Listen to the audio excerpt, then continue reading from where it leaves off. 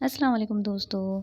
ये मेरी देखिए पिछले साल के ब्यूटीफुल जिसको कहते नहीं है खूबसूरत, वही परसुलेन और पॉर्चुला का देखिए कितने प्यारे प्यारे हैं। और ये जो साइड में आपको थंबनेल दिख रहा है ना लाइक वाला, ये सब वीडियो का ही है। और उसके बाद आप सोचेंगे ये क्या कबाड़ है? इतने सुंदर सुंदर फूल दिखाने के बाद में ये कबाड़ क्या दिखा रहे? कबाड़ नहीं है भैया, ये है मेरे सुंदर सुंदर से परसुलेन और पॉर्चुला का, जिनकी तबीयत अभी कुछ ख़राब चल रही है। जी हाँ, सर्दियों की वजह से ये ऐसे हो गए हैं।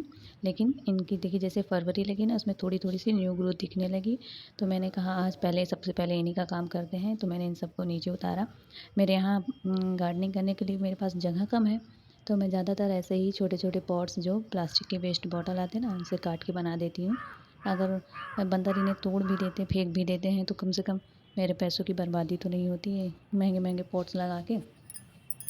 क्योंकि हमारे यहाँ बंदर बहुत ज़्यादा है और वो पॉट्स को उठा के फेंक देते हैं। हैंगिंग पॉट्स अगर मैं लगाती हूँ ना, हैंगिंग बास्केट, तो उनमें वो झूला झूलने लगते हैं। ये देखिए इस तरह से मैं बनाती हूँ इनको। नीचे का जो हिस्सा है और नीचे के हिस्से में कोई और प्लांट लगा देती हूँ और ऊपर के हिस्से को इस तरह से देखिए इसमें छोटी छोटी ग्रोथ दिख रही है ना।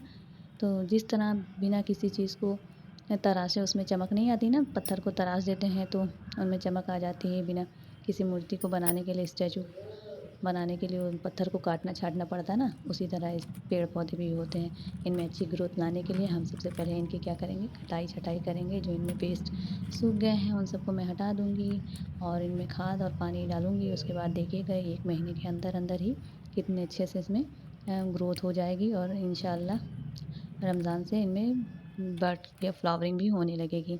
तो इस तरह से मैं एक हाथ से काम करती हूँ, दूसरे हाथ से मोबाइल पकड़े रहती हूँ। मैं आपको दिखाती हूँ। देखिए ये मेरे कितने अच्छे से, बहुत अच्छे से अगले साल ये फ्लावरिंग कर रहे थे।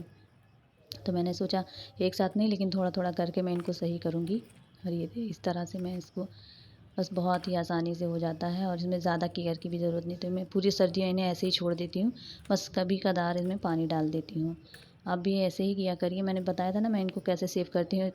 थोड़ी-थोड़ी सी कटिंग मैं हर गमले में परमानेंट जो प्लांट होते हैं ना, उनमें लगा देती हूँ, ताकि वो परमानेंट प्लांट के साथ वो भी सर्वाइव करते रहते हैं।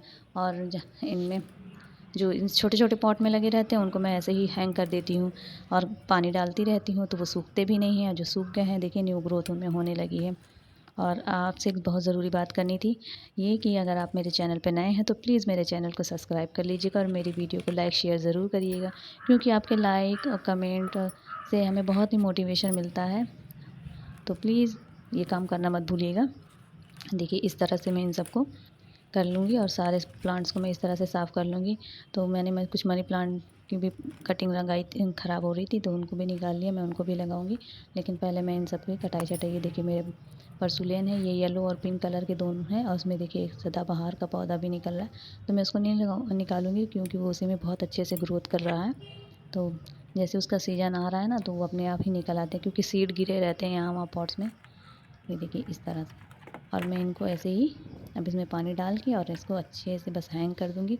इनकी डोरियाँ ख़राब हो रही हैं, तो जब मुझे नई डोरी मिल जाएगी तो वेस्ट का ही इस्तेमाल करती हूँ। जब हमारे यहाँ कोई चीज़ आती है ना, तो ऐसी डोरियों में बांध के तो मैं उन्हीं का इस्तेमाल करती हूँ। देखिए मेरी दीवार है, इसमें मैंने खुद से ही कील लगा के ठोक-ठाक के इस तरह से मैं इनको हैंग कर देती हूँ।